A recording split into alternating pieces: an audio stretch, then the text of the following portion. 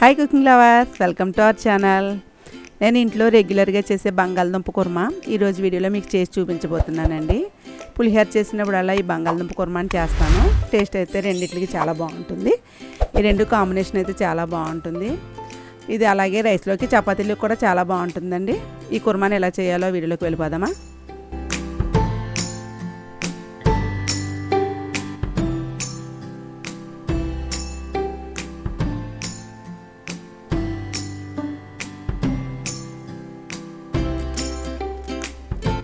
బంగాళదుంప కుర్మా చేయడానికి 5 medium size దుంపలను తీసుకున్నాను. వెయిట్లో అయితే 1/2 కేజీ కంటే కొంచెం ఎక్కువ ఉంటాయి. దుంపలను కుక్కర్లో పెట్టి ఉడికిస్తానండి. దుంపల పరంగా కాకుండా ఒక దుంపను 2 ముక్కల కింద కట్ చేసి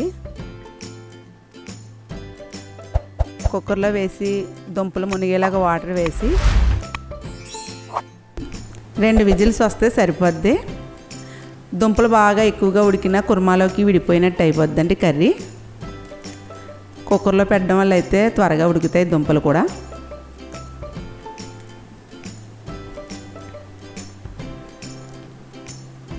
రెండు విజిల్స్ వచ్చాయి. కుక్కర్ని పక్కన పెట్టుకుని ఆవిరంతా పోయిన తర్వాత దుంపలను తీసి ఒలుచుకుందాం. ఇప్పుడు దీనికి మసాలా కోసం మిక్సీ జార్ తీసుకుని 2 టీ స్పూన్లు ధనియాలు వేస్తున్నాను. 1 టీ స్పూన్ వరకు జీలకర్ర కూడా వేసుకోవాలి. 1 టీ స్పూన్ గసగసాలు కూడా వేసుకోవాలి. గసగసాలు కూడా వేస్తే గ్రేవీ వస్తుందండి. ఇందులోకి జీడిపప్పు బద్దలు ఒక 6 బద్దలు, 4 లవంగ మొగ్గలు, 2 యాలకులు, చిన్న దాచిన చెక్క, ఇవన్నీ ముందు పొడిలా చేసుకుని ఇప్పుడు ఇందులోకి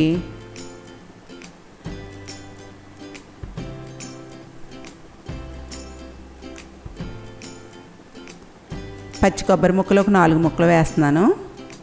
అలాగే పొట్టు వలిసిన వెల్లుల్లి రేకలు ఒక 1/2 డజను, 2 ఇంచీల అల్లం ముక్క కూడా వేసుకుని పెద్ద టమాటాలు 2 కట్ చేసి వేస్తున్నానండి. గ్రేవీ వస్తుంది.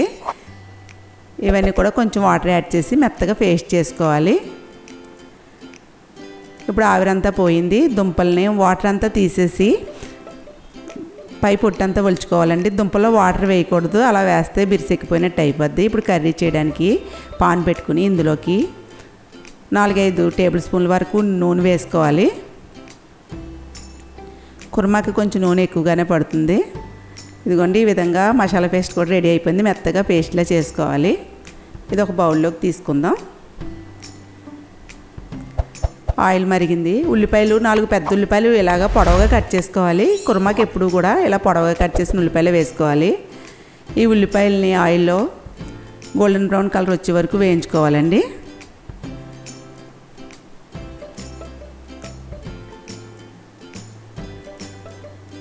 ఇలా గోల్డ్ కలర్ వస్తే చాలు.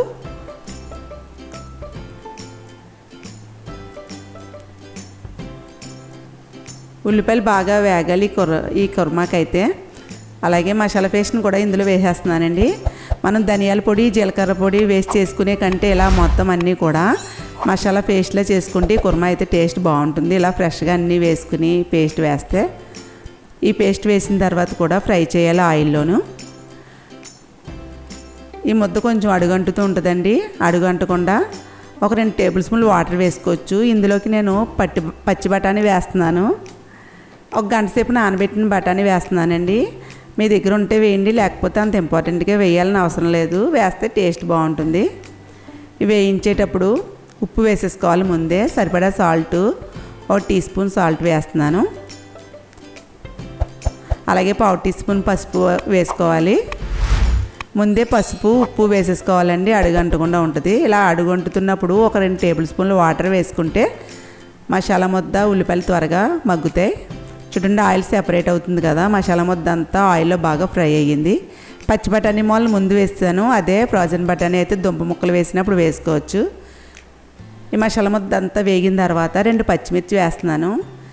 దుంపలను కూడా పై పొట్టు తీసేసి ఒక దుంపని 4 ముక్కల కింద ఇలా పెద్ద ముక్కల కింద కట్ చేసుకోవాలి. కుర్మాకి ఇలా అయితే బాగుంటుంది.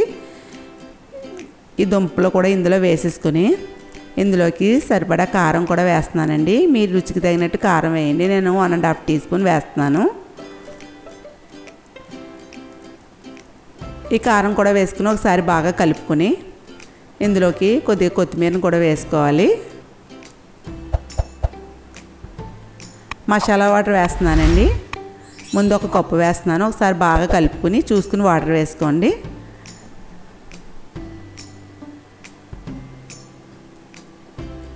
ఇంకొక హాఫ్ కప్ వరకు కూడా వాటర్ పడతాయి. మొత్తం వాటర్ 1.5 కప్పు వేసాను నేను ఇందులోకి. ఒకసారి బాగా కలుపుకొని మీడియం ఫ్లేమ్లో ఈ గ్రేవీని దగ్గర పన్నేస్తే మనకి కుర్మా అయితే రెడీ అయిపోద్దండి. ఒక 5 నిమిషాలు కర్రీని ఉడికినిచ్చాను. దగ్గర పడింది చూడండి. గ్రేవీ ఈ విధంగా ఉంటే చాలు.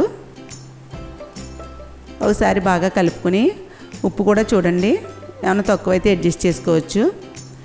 మీరు ధనియాల పొడి జీలకర్ర పొడి అలా వేసి కాకుండా ఇలాగా ముద్ద చేసి మసాలా ముద్ద కర్రీని చేయండి. ఇప్పుడు స్టవ్ ఆఫ్ చేసుకుని ఒక బౌల్లోకి తీసుకుని సర్వ్ చేసుకోవడమే. ఇలా పులిహోర చేసినప్పుడు ఈ కుర్మాను ఒకసారి ట్రై చేయండి, మీకు చాలా బాగా నచ్చుతుంది. రెగ్యులర్గా ఇలాగే చేస్తూ ఉంటారు. ఇది చపాతీలోకి రైస్లోకి కూడా చాలా బాగుంటుంది. ఈ కుర్మాను ట్రై చేసి ఏ విధంగా కుదిరిందో నాకు కామెంట్ చేయండి. ఈ వీడియో మీకు నచ్చితే లైక్ చేయండి, మీ ఫ్రెండ్స్కి రిలేటివ్స్కి షేర్ చేయండి. నా ఛానల్ని సబ్స్క్రైబ్ చేసి సపోర్ట్ చేయండి. బెల్ ఐకాన్ని యాక్టివేట్ చేయండి. నెక్స్ట్ వీడియోలో కలుసుకుందాం.